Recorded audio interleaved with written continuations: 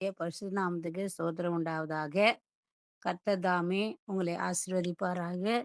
வேத வசனம் இப்படியா சொல்லுது, புத்தி உள்ள ஸ்திரீ தன் வீட்டை கட்டுகிறாள், புத்தி இல்லாத ஸ்திரீயோ தன் கைகளினால் அதை இடித்து போடுகிறாள். நீதிமொழி 14ஆம் அதிகாரம் 1ஆம் வசனம். ஸ்தோத்திரம். புத்தி உள்ள ஸ்திரீ. இன்னைக்கு புத்தி உள்ள பெண்களா நாம என்ன பண்ணணும்? நடந்து கொள்ளணும்.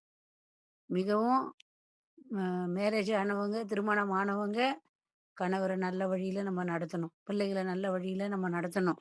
அப்படி புத்தி உள்ள சில பெண்கள் நம்ம வேதத்துல இருக்குது. சுனேமியாள் சுனேமியாள் ரொம்ப நாள் குழந்தை இல்லாம இருந்தாங்க. எலீசா வந்து என்ன பண்றாரு? ஆசீர்வதிச்சு நல்ல ஒரு ஆண் பிள்ளைய கொடுக்குறாரு. அந்த பிள்ளைக்கு இது வியாதி வந்துடுது. மரிச்சு போயிடுறான். ஆனா, நம்மள இருந்தா என்ன பண்ணியிருப்போம்? ஊர் ஃபுல்லா கூட்டு, இது மாரி ஆயிடுச்சுன்னு நம்ம சொல்லி என்ன பண்ணியிருப்போம்? எல்லாரையும் கூட்டி ஒண்ணு சேர்த்து ஒரு வழி ஆக்கிட்டு இருப்போம். ஆனா, அந்த புத்தி உள்ள சுனேமியா என்ன பண்ணாங்க தெரியுமா? யார்கிட்டயும் சொல்லல. தீர்க்கதரிசியாகி எலிசா கிட்ட போனாங்க. எலிசா கிட்ட போன உடனே, அவரு வந்து என்ன பண்றாரு? அந்த குழந்தை மேல கை வச்சு ஜீவனை கொடுக்குறாரு. இப்படி நம்ம புத்தி உள்ளவர்களா இருக்கணும். பிரிஸ்கில்லா பாருங்க, அவங்க வாழ்க்கையில கூட அ நல்ல காரியங்கள் எல்லாம் செஞ்சாங்க. தான தர்மங்கள நெறைய செஞ்சாங்க. அ ஏழை எளிய பிள்ளைங்களுக்கு நெறைய செஞ்சாங்க. நல்லா ஜெபம் பண்ணாங்க. பிரிஸ்கில்லா. அப்படி நம்ம வாழ்க்கையில அநேகருக்கு நம்ம கொடுக்குறவங்களா இருக்கணும். நல்லா ஜெபிக்கிறவங்களா இருக்கணும். அ இருட்டோட எழுந்து பெண்களாகிய நாம நல்லா ஜெபிக்கணும். வேலைகள செய்யணும். பிள்ளைகளுக்கு செய்ய வேண்டியது, கணவருக்கு செய்ய வேண்டிய எல்லா காரியங்களையும் நம்ம செய்யணும். சோம்பல்தனமா நம்ம என்ன பண்ணக்கூடாது?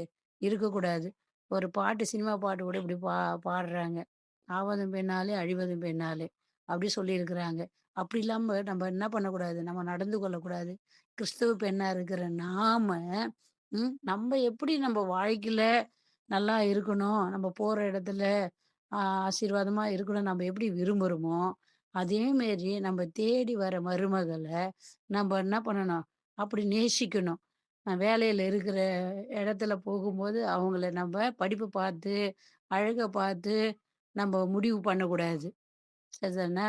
ஆ வசதிய பார்த்து அவங்களுக்கு ஒரு நல்ல ஒரு இடத்த ஒதுக்குறது, அப்படிலாம் இருக்கக்கூடாது.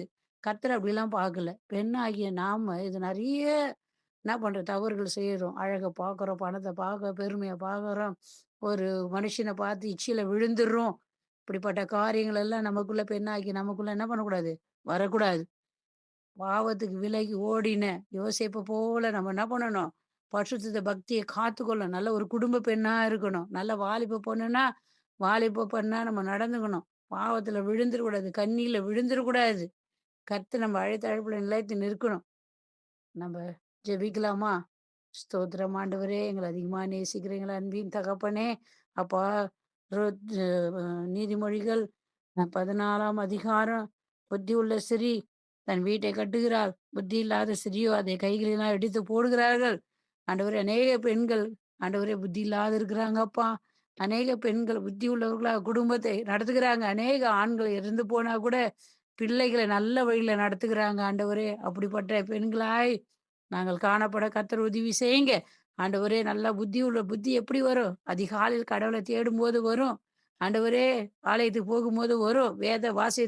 வாசிக்கும்போது வரும். ஆண்டவரே இப்படிப்பட்ட ஞான கிருபை ஒவ்வொரு பெண்களுக்கு தாங்கப்பா.